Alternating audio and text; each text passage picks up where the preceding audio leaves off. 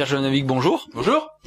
Alors on a beaucoup parlé de la crise européenne, on a parlé de la Grèce, de Chypre, de l'Espagne, etc. Mais on n'a pas beaucoup parlé, on n'a pas mis le focus sur les États-Unis. Aujourd'hui, on va mettre le focus sur les États-Unis et sur ce qui se passe en ce moment, c'est-à-dire le shutdown et le relèvement du plafond de la dette. Oui, enfin, quand on dit relèvement du plafond de la dette, c'est plutôt mieux creuser leur tombe. Hein. Ça me paraît plus juste, hein, parce que le plafond c'est en hauteur, alors que là il creuse encore plus profond. Vous voyez, c'est ça la réalité. Et juste pour vous préciser qu'en fait là il y a deux problèmes avec les États-Unis. Un, les États-Unis sont dans une situation financière pire que celle de la Grèce techniquement. Ça c'est la première chose, parce que d'une part ils ne peuvent pas se mettre d'accord sur le budget, hein, parce qu'il y a la raison pour laquelle il y a eu ce shutdown, c'est qu'en fait ils discutaient entre eux, hein, on l'a pas trop vu, on le voit simplement sur le tweet de quelques sénateurs. Il est question, si vous voulez, de faire des coupes sombres, encore pire que ce qui a été fait, si vous voulez, dans tout ce qui est aide sociale, et je pense notamment aux gens qui vivent uniquement avec les tickets de rationnement, les tickets alimentaires, ce qu'on appelle les food stamps. Hein, il y a à peu près un mois, j'ai donné déjà des informations sur mon site, en montrant que quelques États, il y avait déjà 3 ou 4 États qui voulaient supprimer à peu près 30 ou 40% du budget accordé aux gens qui ne vivent qu'avec des tickets des tickets d'alimentation. C'est un peu comme si nous on supprimait 40% des gens qui sont au RSA du jour au lendemain. Hein, voilà. Donc ça vous donne déjà une idée, si vous voulez, du problème auquel ils sont confrontés. Et vous ajoutez à ça la limite de la dette. Hein, c'est-à-dire que là, ils sont obligés de creuser encore plus profond, une dette qui, par définition, ils savent qu'ils ne peuvent pas rembourser, ils savent qu'ils vont sur le même chemin que la Yougoslavie des années 92, 93, 94, hein, Milosevic, hein, avec des billets de 500 milliards de dinars. Jovanovic, d'ailleurs, il s'appelait Jovanovic, c'est drôle. Hein, vous avez le billet sur mon site. Voilà, donc on s'achemine, si vous voulez, à cette situation, sachant que tous les autres pays, en fait, sont en train de retirer leurs billes, hein, littéralement des bons du Trésor américain, etc. Donc les Américains sont dans une impasse. Où que vous regardez, ils sont dans une impasse. Alors bon, si on revient un petit peu aux origines de cette crise, sans remonter trop loin non plus, on peut parler de la crise donc de 2008, Lehman Brothers qui coule, et puis donc la dette qui arrive, enfin qui est très importante pour les banques, et puis après la dette qui passe au public, et donc les États qui doivent renflouer, et donc les États qui s'endettent encore plus et qui sont aujourd'hui dans des situations absolument catastrophiques. Ah, absolument, c'est ce que j'ai montré dans le livre Black Masters. Là, pour le coup, il est vraiment d'actualité parce que c'est juste. Je voudrais revenir sur un point de détail qui est important. Cette crise, elle est le résultat des crédits défaut swap. Ça, c'est clair. Hein, on le voit, c'est clair, net et précis. N'oubliez jamais que la crise financière a commencé en 2006, hein, c'est en 2006 qu'elle a commencé, que les prix des maisons ont commencé à baisser, et que c'est à partir du 2 janvier 2007 que, je crois que c'est 2 janvier, où la première banque, hein, vous avez la liste dans Black Masters, que la première banque immobilière a déposé son bilan. D'accord ? C'est très très important. Et donc, à partir du mois de janvier 2007, il y a eu toute une série de banques qui ont déposé le bilan les unes après les autres, et vous aviez bien entendu en France les économistes, hein, sur BFM, hein, disant que c'était pas une crise qui nous concernait, hein, pour vous dire à quel point ils sont incompétents ces gens, c'est quand même absolument incroyable. Voilà, et que nous ne serons pas affectés. Même Ben Bernanke avait expliqué que le public ne serait pas affecté par cette crise, c'est quand même génial. Voilà. La grosse banque qui a fait faillite, c'est Bear Stearns, c'était au mois de mars 2008, ne jamais l'oublier. Hein. Elle a été sauvée puisque le gouvernement américain a pris les fonds, enfin, par les garanties qu'elle leur accordait, donc c'est des fonds publics, hein, donc vous voyez que la dette a été transférée déjà sur le public. Elle a forcé la JP Morgan à prendre Bear Stearns, dont Black Masters a hérité, entre autres. Ils ont laissé tomber Lehman, mais ils ont sauvé toutes les autres banques. Hein. Par des fusions. En France, on a vu la même chose. Sarkozy a fait des fusions. Hein, la caisse d'épargne, le groupe caisse d'épargne, Natixis, etc. C'est le résultat de la faillite, hein, qui n'a pas été dite, clairement. La faillite a été cachée au peuple français, hein, en 2008. Ne jamais l'oublier. C'est très très important ça. À quel point les politiques français ont masqué la crise aux gens. Hein, c'est vraiment important. Donc aujourd'hui, nous payons littéralement tous les plans que Sarkozy avait mis en place à l'époque, rappelez-vous, hein, les MES, les EFSF, qui sont des gros véhicules financiers dans lesquels l'Europe, dont nous, France, on a mis des milliards pour sauver la Grèce, l'Espagne, le Portugal, enfin les banques, c'est pour sauver. Et aujourd'hui, parce que Bercy a un temps de latence de 3 ans, d'accord? Donc, eh bien, les Français ont vu sur leur feuille d'impôt 2013, ce que ça donne, combien ils payent en plus. C'est un pur scandale. C'est un pur scandale. 1,5 million de Français qui payaient 0 euros se sont retrouvés avec des 400, 500, 800 euros à payer. Et aujourd'hui, extraordinaire, le Parti socialiste a voté la baisse du quotient familial. C'est n'invente rien. Voilà. Mais tout ça, c'est pour payer les banques privées en faillite. Un lecteur m'a donné un exemple. C'est comme si, vous savez, vous avez des joueurs de poker, toute sur une table, il y en a un qui a plus rien. Il a tout perdu. Eh bien, il a le droit légal de taxer tous les autres joueurs, de prendre leur truc. C'est ce que veut faire le FMI, parce qu'il nous prépare une taxe globale de 10%, la chypriote. Voilà, donc déjà rien que ça, c'est hyper grave. Donc, et qui prend l'argent des autres joueurs pour se sauver lui-même. Quelque chose qui va pas. C'est du vol. C'est un vol légal auquel vous assistez aujourd'hui. Et ça se matérialise sur les feuilles d'impôt. Les Français en sont témoins. Alors si on reprend un petit peu ce qui se passe aux États-Unis, l'état actuel des choses, apparemment on a trouvé un accord à minima entre républicains, démocrates, etc. pour sauver ce qui est sauvable, on va dire sauver Noël, pour que Noël se passe et que les gens puissent consommer. Et ça sera un bis repetita à partir du mois de janvier. À partir de fin janvier, voilà, là ils n'avaient pas le choix. Ils étaient obligés d'arriver à un accord pour sauver ce que les Américains, et qui c'est sacré pour eux, c'est la fameuse shopping season. Alors, vous avez tout le monde dans les centres commerciaux à faire les courses de fin d'année, le Noël, blabla, etc. Voilà. Mais le réveil va être très difficile. Ça va être la gueule du bois, parce que au fin janvier, ils sont obligés de remettre ça. C'est le nouveau plafond arrive à échéance en février. Et juste pour vous dire, je faisais une association, parce que depuis 5 ans, 6 ans maintenant que je couvre cette dégénérescence totale du système financier mondial, c'est que les Américains, au début, il y avait 2 ans entre chaque abaissement du fond de la dette. Du fond de la dette. Et puis ensuite, de 2 ans on est passé à 1 an, puis on est passé à 6 mois, puis maintenant vous avez vu, on passe à 3 mois. Mais en fait, c'est ce que vous voyez là, c'est la fin du dollar. C'est la fin du dollar tel qu'on le connaît. Il y a 2 choses. Il y a il faut qu'ils se mettent d'accord sur le budget, ça je l'ai déjà dit. Et bien entendu, pour qu'il y ait un budget, il faut qu'ils se mettent d'accord sur le seuil de la dette.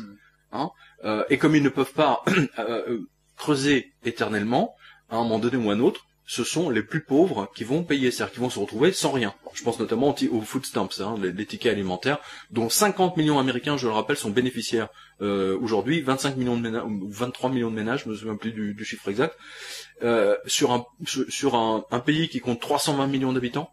Je ne sais pas si vous imaginez, c'est comme si un quart des Français étaient au restaurant du cœur. Et ça choque personne. Ça choque personne, et Madame Haïm sur Canal+, sur iTélé, n'en parle jamais. Vous remarquez que c'est un sujet dont elle ne parle jamais. Alors, le moindre pet de travers d'Obama, tout de suite, elle est là en train de nous faire ses directs, etc.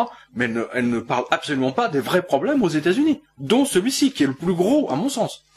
Alors, on parle des tickets de rationnement pour les Américains. Justement, le système est tombé en panne. Le système de carte bleue spéciale EBT est tombé en panne pendant 1 ou 2 jours, et on a fait assister à des émeutes dans les supermarchés, absolument. C'est-à-dire que les gens, alors je rappelle comment ça fonctionne. C'est important pour aux spectateurs pour le comprendre. C'est l'équivalent des tickets de rationnement pendant la guerre. Sauf que bon, on est en 2013, donc on a fait des progrès en termes de monétique, et donc maintenant c'est une carte de crédit. Il y a marqué privilège d'ailleurs dessus, c'est génial. C'est le privilège des pauvres. Ouais, c'est la visa premier pour les pauvres. Vous voyez, non mais c'est drôle. Ils peuvent pas tout acheter avec, en plus. Ah, mais c'est drôle. Oui, ils peuvent pas acheter de l'alcool, je crois. Enfin, je sais que dans certains États, ils peuvent pas acheter de l'alcool. Donc, ceux qui n'ont pas de travail, ceux qui ont dépassé qui n'ont plus d'indemnité chômage, quel que soit qui n'ont plus de ressources, eh bien, le gouvernement américain leur donne cette carte qui s'appelle le food stamps. Ça leur permet d'aller dans un supermarché, de faire des courses et d'acheter à manger avec cette carte qui est débitée, etc. comme une carte Visa. Sauf que ce n'est pas traité par Visa, Mastercard, American Express, mais c'est traité par une compagnie qui s'appelle Xerox, l'inventeur des photocopieurs. Et je trouve ça assez paradoxal, mais finalement assez normal pour un pays qui fait que de la planche à billets. C'est Xerox. Xerox est tombé en panne. Si vous voulez, comme si ça présageait que les États-Unis tombent en panne avec leur planche à billets quelque part. Ils ont fait des mauvais backups et donc ça n'a absolument pas fonctionné. Donc les gens n'ont pas pu acheter à manger pendant 2 jours, grosso modo. Et ensuite, quand ils ont rétabli le système de toute urgence, ils n'avaient plus aucune limite. Et donc on a assisté cette fois à des émeutes dans l'autre sens. C'est-à-dire que quand les gens ont vu les pauvres, les ultra pauvres ont vu qu'ils pouvaient acheter tout ce qu'ils voulaient, ils ont rempli leur caddie, genre Mont Blanc, vous voyez, c'était un rabord. Voilà. Donc les Américains marchent sur la tête là. Et comme le notait, je sais plus quel éditorialiste, je crois que c'était Zero Hedge qui avait noté ça. Tous ces millions de gens dépensent l'argent des autres. En plus, c'est ça qui est intéressant, parce que le système est arrivé à son immobilisation techniquement. Quel impact aura ce shutdown qui a duré 2 semaines aux États-Unis sur l'Europe, la France, le monde? Est-ce qu'il y aura un impact à votre avis? Le pire des impacts a été médiatique. Le pire des impacts a été médiatique parce que n'oubliez pas, moi ce que je vois depuis à peu près, depuis que je fais la revue de presse depuis février 2008, je précise, les Américains, les médias anglo-saxons, je pense notamment à Reuters, AP, etc., ont toujours fait ont braqué les projecteurs sur la Grèce. La crise financière, c'est la faute des Grecs. Surtout pas à cause des subprimes. Les Grecs sont des tricheurs. Ils ont manipulé leur compte. En mettant au passage de dire que c'est Goldman Sachs qui a manipulé ça pour eux. Mais bon, on va pas... Ceci ne nous regarde pas, comme on dit. C'est caché sous le tapis. Voilà, ceci ne nous regarde pas. Voilà. Et d'un seul coup, si vous voulez, les projecteurs mondiaux se sont braqués sur les États-Unis en montrant que leurs problèmes financiers étaient encore plus graves que ceux de la Grèce. Mais vous avez quand même remarqué qu'en France, là aussi, France 2, BFM, iTélé, ils se sont bien gardés de trop en parler. Vous disiez que c'était un problème de budget. Oui, c'est un peu comme 2 comptables qui seraient pas d'accord sur dans quelle case on va mettre telle écriture. C'est comme ça que ça nous a été présenté, la crise américaine. N'oubliez pas. Reprenez les images de c'est surréaliste. C'est absolument surréaliste. C'est un pays qui est en faillite totale. Ils sont en faillite totale. Ils sont proches de Weimar là, techniquement. Et donc, la Chine, la Russie et tous les autres pays, en fait, sortent du dollar. Ils essaient de sauver tout ce qu'ils peuvent, comme ils peuvent. Mais je suis pas certain que notamment les Chinois pourront sauver tout, parce que ils sont quand même les premiers créditeurs des États-Unis. Est-ce que vous pensez qu'il y aura quand même un impact sur nous, c'est-à-dire, la toute mini croissance qu'on a en France, 0,2% cette année, on s'attend à 1% l'année prochaine. Est-ce que ça risque d'être cassé? Quelle croissance? Vous avez vu une croissance? Bon, c'est les chiffres qu'annonce le FMI, 1% pour l'année prochaine. Bien sûr, non mais justement, c'est trop bien que vous parliez du FMI, parce que s'il y a croissance, alors qu'on m'explique pourquoi on a cette note technique du FMI qui prépare, techniquement c'est le cas de le dire, parce qu'ils préparent toujours, ils amènent toujours des textes anodins, on l'a vu avec Blight Masters, c'était toujours des textes anodins, qui étaient publiés, contresignés dans des bulletins extrêmement confidentiels entre banquiers financiers.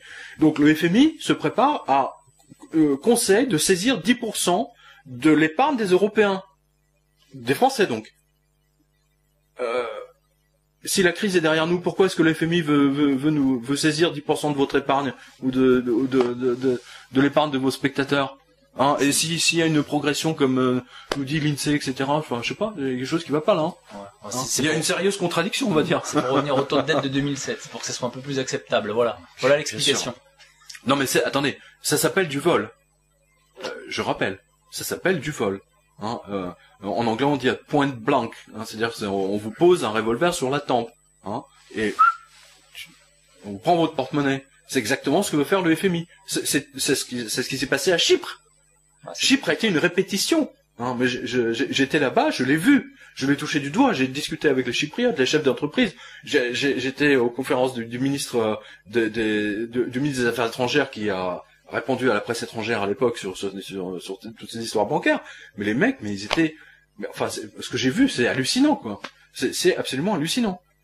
Et pendant ce temps-là, n'oubliez pas, l'Allemagne envoyait des Airbus entiers remplis de billets de banque pour que les Chypriotes puissent avoir des billets dans leur, hein. Mais malgré tous ces avions, ils ont été obligés de fermer toutes les banques pendant une semaine ou 15 jours. Je me souviens plus si c'était une semaine ou 2 semaines maintenant.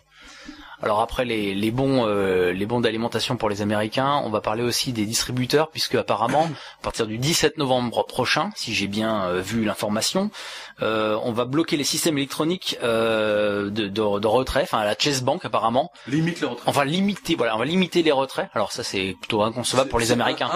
Totalement inconcevable pour les Américains. Ah, ça les Français sont habitués maintenant, hein, avec la banque postale qui leur, quand ils vont à la banque postale, donnez-moi 3000 euros, ils leur rient au nez. Maintenant c'est 300 euros. J'ai des photos, je peux même vous en donner une, hein, sur mon ordinateur. Tiens, je vais vous la donner.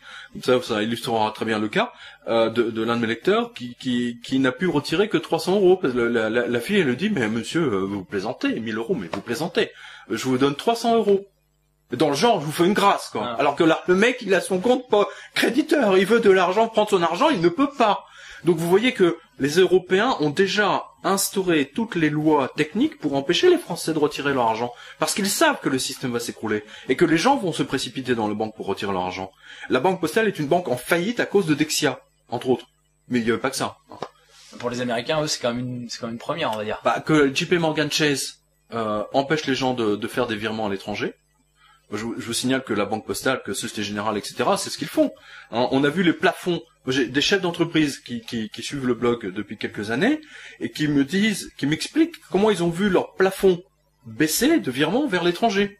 Hein, parce que ils sont chefs d'entreprise, ils achètent des tubes en Allemagne, en Autriche, ils achètent des produits secondaires dont ils ont besoin eux pour monter leurs produits, et ils ne peuvent plus faire de virements. Ils ont été obligés de changer de banque, quitter la banque postale par exemple, hein, pour pouvoir faire des virements normaux. Hein. Les limites quotidiennes ont été abaissées. Vous pouvez pas faire un virement de 10 000 euros. Vous êtes obligé de le fractionner par 3. Vous imaginez, ça multiplie votre travail de votre comptable par 3. C'est du n'importe quoi. En France, c'est déjà le cas. Et puis c'est bien serré, hein. Alors que là, vous voyez, c'est limité à ça. Eux, ils ont abaissé leur première limite, c'est $50,000. Ça va encore, mais bon, pour les Américains, c'est quand même... Si vous allez à la banque, vous dites, donnez-moi $50,000, 70 000. Ah non, monsieur, on est limité à 50 000. Ou les Français vont à leur banque postale, donnez-moi 5 000 euros. 5 000, pas 50 000. Ah non, monsieur, c'est 300 euros. Alors, je sais que certains lecteurs me disent... ce qu'ils oublient de dire quand ils peuvent retirer, c'est qu'ils ont 70 000 euros de sur leur compte courant, et que là, les mecs, ils voient que c'est un gros compte, donc ils leur permettent de sortir. Mais les Français normaux, entre guillemets, qui ont quelques milliers d'euros devant eux, hein, ils les empêchent de sortir l'argent. Parce que ces banques ne survivent que par le salaire mensuel versé chaque mois, quoi. Mais on va de plus en plus, hein, c'est un entonnoir pour moi. Cette crise économique, c'est un entonnoir qui à un moment donné, si vous voulez, c'est des chaises musicales hein, voilà. Puis à un moment donné, ça va se terminer dans une guerre civile. Voilà. Alors, c'est peut-être pas anodin que les retraits soient limités à la Chase Bank, puisqu'on apprend que la JP Morgan Chase a accusé une perte nette de 380 millions de dollars ce trimestre, alors que à la même époque l'année dernière, ils avaient un bénéfice de 5,71 milliards de dollars. Il me semble d'ailleurs change à la JP Morgan. Il me semble d'ailleurs que c'est les premiers, hein, ce sont leurs premières pertes historiques. Hein, il y a un mois, j'avais expliqué dans une vidéo, dans un entretien, pourquoi la JP Morgan est en train de mourir. C'est Goldman Sachs. S'il y a une guerre entre Goldman Sachs et la JP Morgan en ce moment, d'une part avec tous les procès qu'elle a été obligée de provisionner, je sais plus, je crois que c'est 20 milliards ou 200 milliards, enfin des sommes absolument délirantes, juste pour payer les avocats, hein, et bien entendu les amendes. Voilà. Donc tout un tiers de ce qu'ils gagnent, je sais pas si vous réalisez, un tiers de ce qu'ils gagnent, ils sont obligés de le provisionner pour les procès et pour les avocats. Si c'est pas une banque d'escrocs, ça, je sais pas ce que c'est, hein. Ouais, ils évitent les procès, ils achètent ils achètent la paix. Ils achètent, mais en même temps, ils sont en perte maintenant. Bah, ils sont, je veux dire, vous pouvez pas provisionner. De toute façon, la banque, n'oubliez pas, la JP Morgan, déjà, a expliqué qu'elle sortait des opérations inter-européennes, première chose. La Chase a expliqué qu'elle ne ferait plus, ceci est à mettre en liaison avec cela, pardon. Elle ne fera plus de prêts étudiants à partir du 1er octobre 2013, donc on y est, hein. Du jour au lendemain, hein. Plus de prêts étudiants, plus de prêts. Donc vous voyez que la Chase a des problèmes de liquidité. C'est ça que ça veut dire. Elle a des problèmes de liquidité, exactement comme la BNP, la Société Générale, surtout Crédit Agricole, et bien entendu Banque Postale. Hein. Ça commence comme ça. En France, j'ai vu la BNP empêcher les gens de retirer leur argent à partir de décembre 2007. C'est ce qui m'avait d'ailleurs mis la puce à l'oreille. J'ai dit, mais c'est quoi ce délire? Je me souviens pertinemment être allé à la banque. J'ai voulu retirer, je sais plus, 1500 euros pour les cadeaux de Noël ou un truc comme ça. Et la fille au guichet m'a empêché elle m'a dit non monsieur, au-dessus de 1500 euros, il faut demander 48 heures à l'avance. Je dis mais attendez, depuis quand il y a 42, c'est quoi, on est dans une banque, hein, je comprenais pas. Et donc c'est à partir de là où j'ai commencé vraiment à regarder ce qui se passait dans la presse financière. Et c'est comme ça que j'ai vu qu'une grosse arnaque se préparait. Quand une banque vous empêche de retirer votre argent, il y a un problème par définition. Alors puisqu'on est revenu sur la France, on va peut-être parler un petit peu de ce qui se passe aujourd'hui ici, peut-être de parler de l'automobile, puisque l'automobile se porte mal. Apparemment, Renault remonte un petit peu grâce à Dacia, mais bon, le groupe est quand même en suspens, on va dire. Par contre, pour Peugeot, c'est la descente continue. Apparemment, ils sont vraiment encore en déficit. On peut peut-être parler un petit peu de ça. Bah, il y a un syndicaliste CGT qui avait expliqué il y a à peu près un an ou un an et demi que si PSA était dans cette situation, c'est parce que les Américains ont empêché PSA de vendre des voitures à l'Iran. Hein, voilà. Donc les Américains ont ensuite demandé à Renault de ne plus vendre de voitures à l'Iran. Et puis maintenant qu'ils ont empêché tout le monde de vendre des voitures, eux, du jour au lendemain, en fait, ont commencé à donner des permissions alors aux sociétés américaines de vendre à l'Iran. Vous voyez, c'est une volonté délibérée d'exploser PSA pour laisser la place à Chevrolet. Hein, je vous signale que si vous regardez la descente de PSA, elle correspond à l'augmentation des spots publicitaires sur les télévisions françaises de Chevrolet. Hein, elles sont en hausse. Étudiez bien les deux trucs. Hein, donc comment dire, Peugeot va être balayé techniquement. Enfin, c'est ce que veulent les Américains du moins.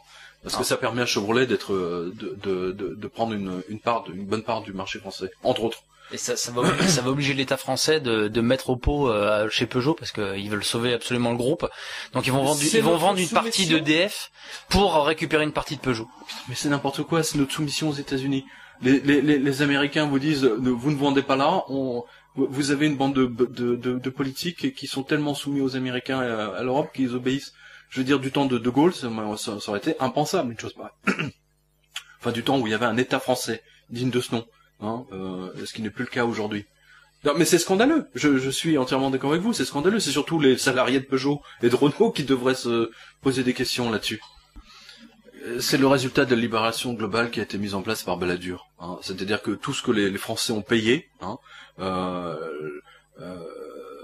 je pense notamment à EDF, hein, toutes les recherches dans le nucléaire, etc. Ce sont les impôts des Français. Hein, ce sont les Français qui ont financé tout ça.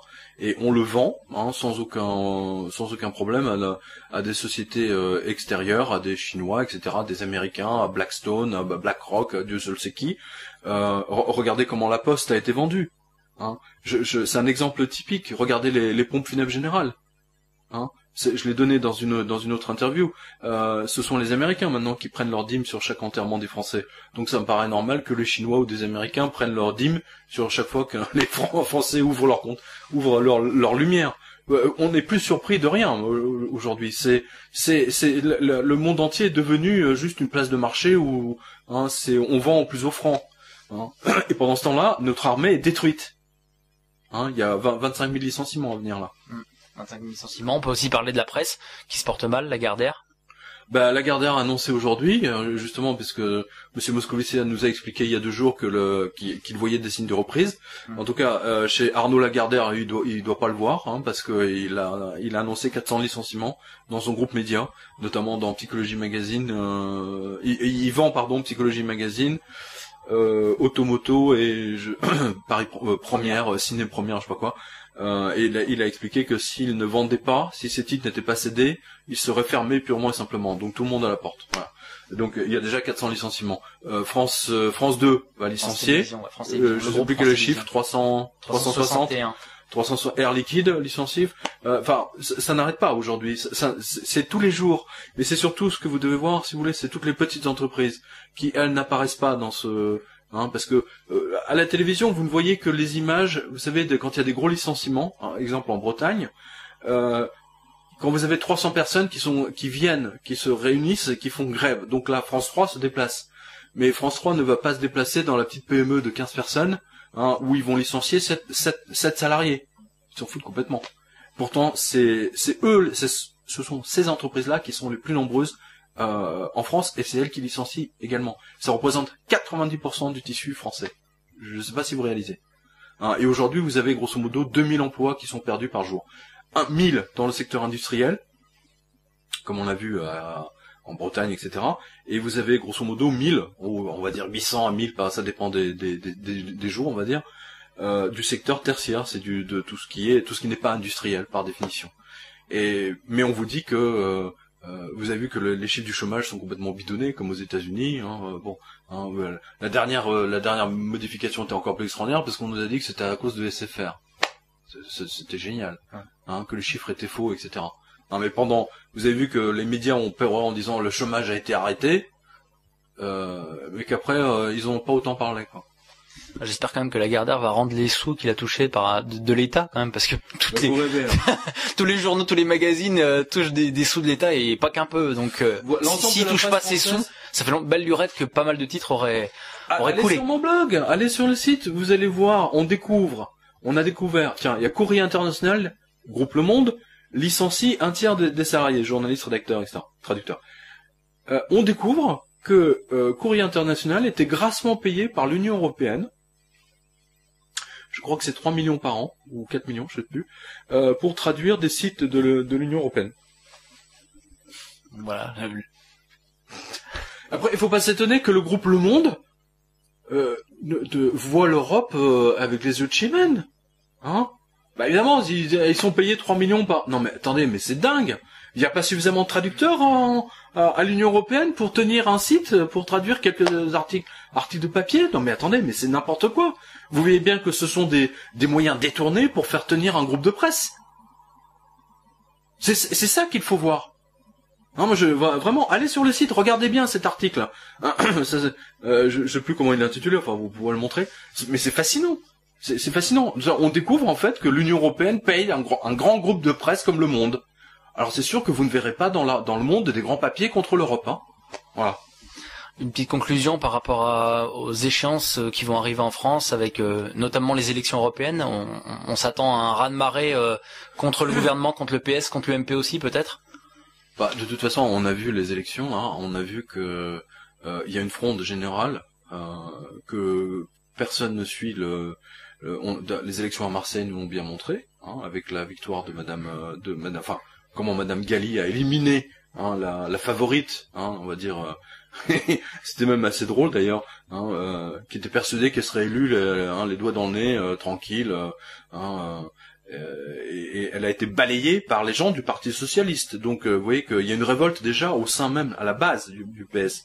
Mais je pense en effet que les élections municipales et européennes vont voir une révolte des Français qui vont voter massivement Front de gauche et surtout Front national.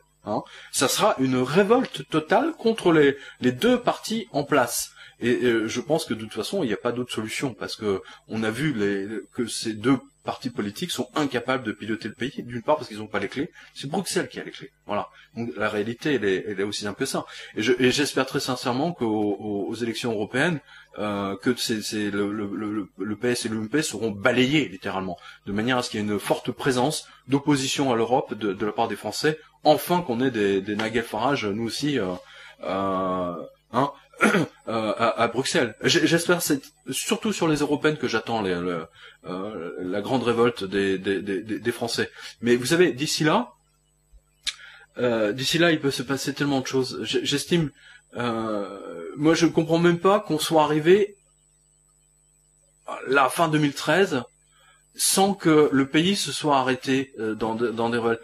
Quand vous voyez ce que fait le gouvernement de gauche, le Parti socialiste, par exemple, baisser le coefficient, je vais y arriver, le coefficient familial, ça aurait été le gouvernement de droite, Hein, Sarkozy ou Fillon auraient fait ça, mais le PS et le PC et le Front de gauche auraient mis tout le pays dans la rue. Je veux dire, vous aurez vu des affrontements avec les CRS, je veux dire, tous les 2 jours. Et là, vous voyez que il suffit de dire que vous êtes de gauche et vous entubez tout le peuple. Et le peuple ne réagit pas. D'ailleurs, c'est ça qui est extraordinaire. Hein, voilà. Ça sort de la grenouille dans le. Oui, mais c'est ça. Mais c'est vraiment ça.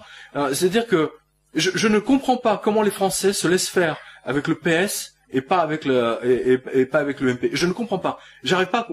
Pourquoi deviennent-ils tout d'un coup aveugles quand c'est le PS qui est au pouvoir? Je ne comprends pas ça. C'est un truc qui m'échappe totalement. Et j'ai voté Hollande. Hein, j'ai voté Hollande par haine de Sarkozy, hein, parce que j'en pouvais plus. Mais je me rends compte, de toute façon, on n'avait pas trop le choix. Mais au moins le vote, c'est la dernière chose qui me reste, hein, pour manifester mon mon mécontentement. Hein, donc c'est pour ça que j'attends avec beaucoup d'impatience le vote de Marseille. Est-ce que vous avez une conclusion pour cette vidéo? Ben, je dirais, vous savez, cette crise n'a pas encore de conclusion. Mais vous voyez que le cirque avec les Américains va recommencer, donc comme on l'a vu tout à l'heure, fin janvier, début février. Voilà. Et là, je pense que même s'ils se mettent d'accord sur un budget, ça sera au détriment de 50 millions de gens qui sont payés à rien faire. Hein. Mais nous aussi, hein, nous payons tous ces chômeurs. Vous savez, on est obligé de s'endetter tous les 2 jours. On est obligé d'emprunter sur les marchés financiers pour payer les RSA, pour payer les chômeurs. Je ne sais pas pendant combien de temps on va pouvoir... ce n'est pas possible de continuer ainsi. C'est strictement impossible. Je pense que la France va tomber l'année prochaine. Enfin, quand je dis la France, c'est au niveau des taux d'intérêt. Donc les taux d'intérêt vont littéralement s'envoler. Pour moi, de toute façon, la France, je veux dire, tout le système s'est arrêté déjà depuis en septembre 2008. Hein, j'ai pas changé. Et tout mon discours vous voyez que ça devient réalité chaque jour. Hein.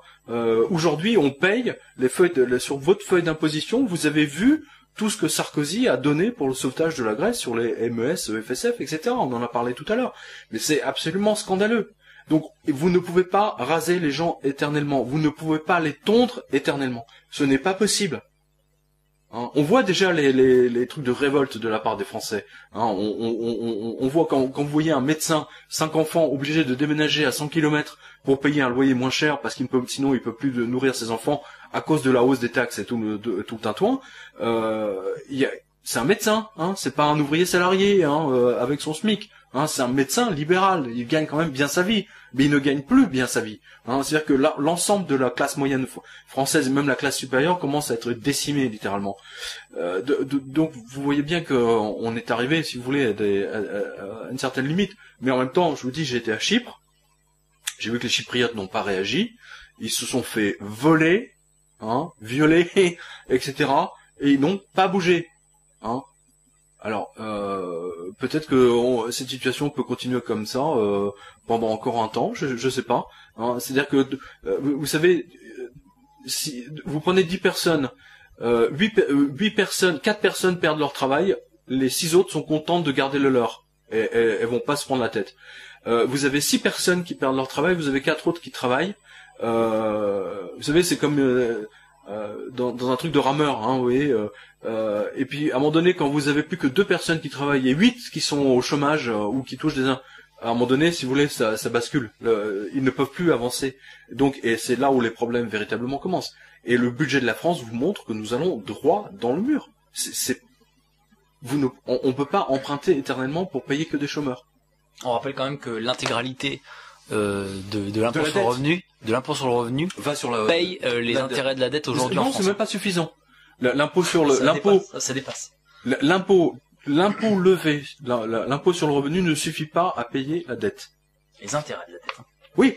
Non, donc ça ne suffit pas. Je sais pas si vous réalisez. Alors on va chercher tout ça où? Et en plus avec tous les licenciements que vous voyez chaque jour, je suis désolé, mais vous voyez bien que le système est arrêté. Hein. On est dans une situation, les Français vont se transformer en Grecs avec 30% de leurs revenus en moins. Hein. Avec tous ces impôts nouveaux, perceptions, enfin, je veux dire, tout le monde le voit maintenant. Tout le monde le voit. Hein. On termine là-dessus, même si c'est une note assez pessimiste. Non mais attendez, j'ai toujours dit ça. Hein, enfin, en tant que journaliste, mon rôle n'est pas d'essayer de transmettre, enfin, je veux pas jouer à France 2, hein, ou à BFM, hein, à tout prix vouloir vous dire que, que le fabricant de gruyère au fin fond de la Savoie se porte bien et qu'il est très content de ses fromages comme on le voit sur TF1. Hein. Je pense que le rôle d'un journaliste, c'est de donner les nouvelles telles qu'elles sont, et pas d'essayer de faire de donner du bonheur ni du malheur d'ailleurs. On donne les infos et on voit la faillite du système médiatique aujourd'hui.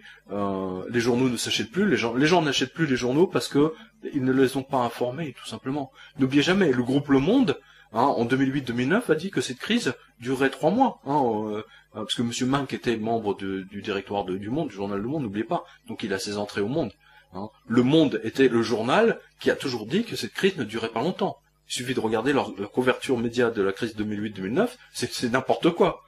Vous voyez à quel point les médias sont vendus, racontent n'importe quoi aux Français. Les Français ne leur pardonneront pas ça. Et c'est pour ça que leurs ventes sont en baisse. Libération est passée en dessous de la barre des 100 000. Ah, j'ai vu ça. Libération est en dessous de la barre de 100 000. Mais c'est normal. À force d'être l'organe du Parti socialiste, de prendre systématiquement position pour la gauche caviar, c'est sûr que les Français ne s'y reconnaissent pas. La gauche caviar, je rappelle, c'est uniquement 500 personnes à Paris. Voilà, dans le 7e arrondissement, et puis dans le Marais, et Monsieur Pierre Berger, bien entendu. Merci Pierre. Merci à vous, capitaine. À bientôt. À bientôt.